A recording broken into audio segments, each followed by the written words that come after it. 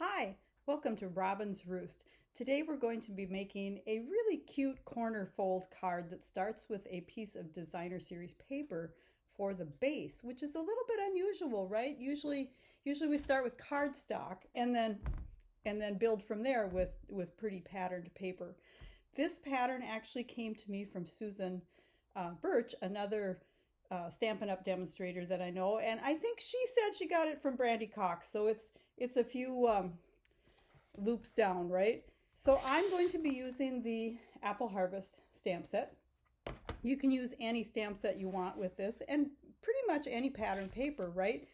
You want to keep it to a design that's fairly versatile to use, front and back, and one that doesn't have maybe a lot of you don't really want a cow upside down somewhere or something, but it opens it's really unique. It opens like this, but it's really simple. The three image areas are all the same, so cutting is easy. So let's just flip the camera and we'll go ahead and get started on this. So first, let's start with the paper that you're going to need. You're going to start with a card base of patterned paper that is 7 inches by 8 1/4.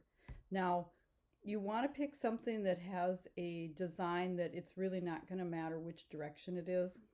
These lines are maybe pushing it a little bit, but this paper was so pretty that I decided that I would go with it. And we've got the dots on the back, which are perfect. So anyways, again, that was 7 by 8 1/4. Then we're going to need, I'll start with the biggest one. You're going to need 3 of each of these papers. So this one is going to be 4.5 by 3 1/4. And I have the worst time cutting these to 4.5. I don't know how many times I have cut them wrong the first time. So you need 3 of those, 4.5 by 3 1/4. And then we're going to need 3 pieces again. This one is going to be 4 1/4 by 3. So these are going to be our layers. And then I have already, here, I'll pull these in to show you. So we need 3 pieces of white for stamping. And these are 4 by 2 3/4. Now you also can die cut these if you wish. I did not on this card. Okay, now I don't know, it's not really tricky, but the most important part on this card, or the part that makes it ooh-ah, is our scoring of our base.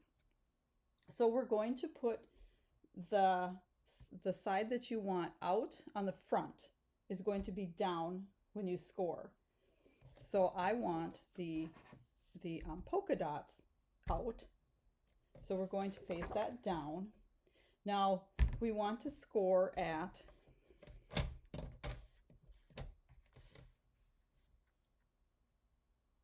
let me make sure I have this measurement right here. We want to score at 2 3/4. And it's the same measurement for both sides. So you're going to score at 2 3/4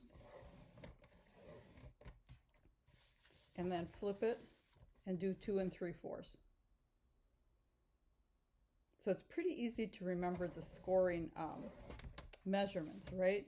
And then you're going to pull in a ruler and a pencil, and you're going to mark from your corner. So you've got these score lines. You're going to mark from your corner at 5 1/2. And then from that same corner again, you're going to mark at 5 1/2.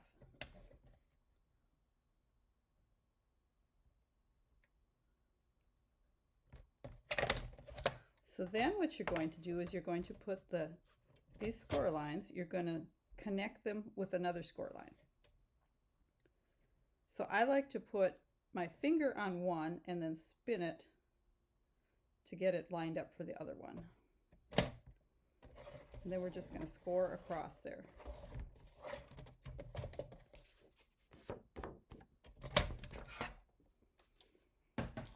And now you want to go ahead and burnish all of these score lines. And I did not bring my bone folder over here, but it's hard to see them with these dots. There it is.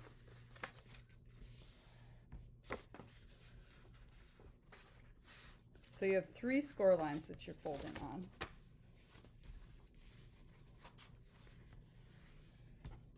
And I like to do them both directions, because then you get them nice and, let's see, I did that one. Can't remember which ones I did. So go ahead and go back and forth with them a couple of times. And then what you need to do is you're going to make these push in, right? So you have this point. And now is where you take your bone folder that's across the room and go ahead and rub those down good, making sure everything's nice and square. So now we're just going to start layering everything together.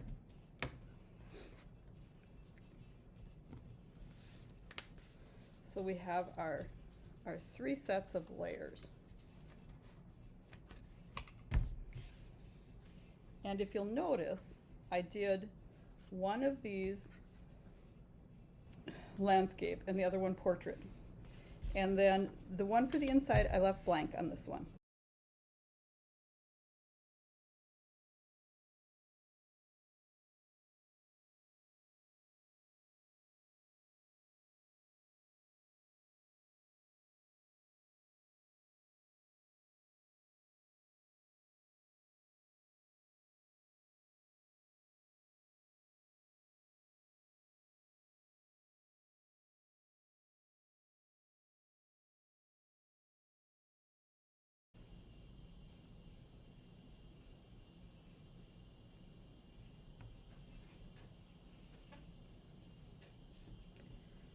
So I just want to tell you a little bit about how I colored these. I decided not to color them on screen because this is more about putting the this fun corner fold card together. So I've just used Poppy Parade and Old Olive, Petal Pink, and a little bit of some cinnamon cider on here.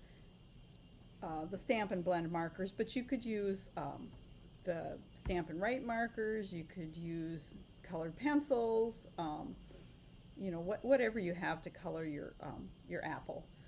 And then I took a blending brush and used the Balmy Blue, which matches the edge here. And then because I wanted the apple to have a little bit of a shiny spot, I took the ink remover marker and gave it a little bit of a strip there, so it was like the sun was hitting it. For this one, there was a reason I didn't do this on screen, because I had a horrible time, if you'll notice. I'm not sure if you can see it. My hope was that you wouldn't be able to see it, but I couldn't stay in the lines very well this morning. So I thought it was better not to do it on camera, less embarrassing. And then this inside piece I've left totally blank to write a nice little greeting. As it's a get well card, I thought it might be a good one to leave space for the greeting. So then we have our prepared card base, and what we're going to do is we're going to layer these pieces on here, our pattern ones. Now when you adhere this down, remember you're only going to put adhesive on this corner.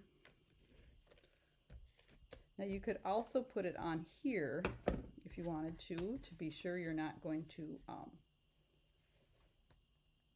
go beyond your corner. If you do, it's always a good thing to have a glue remover eraser. I love that thing.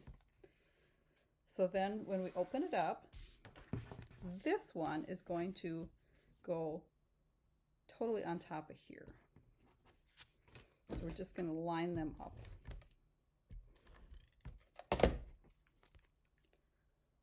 Just match them up.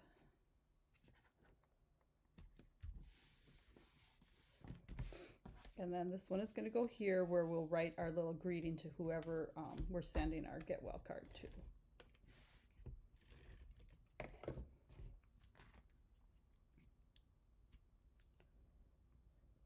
Ooh, it's hard to center it on those stripes. So there. The card folds up, and they're going to get it like this, fits in an envelope, and then it opens like this. So hope you enjoyed this. If you need any supplies, this is the Apple Harvest stamp set. You can see it has 3 fun large apple images, and then there is a matching apple blossom die that may or may not still be available. It's retired, but it has been in the clearance rack for quite a while. So I'll leave my my store address below, and if you need any of these supplies, go ahead and hop on over there and order them. Otherwise, pull some of that great designer series paper out of your stash and make some of these fun cards. Thanks for stopping by at the Roost, and have a great day.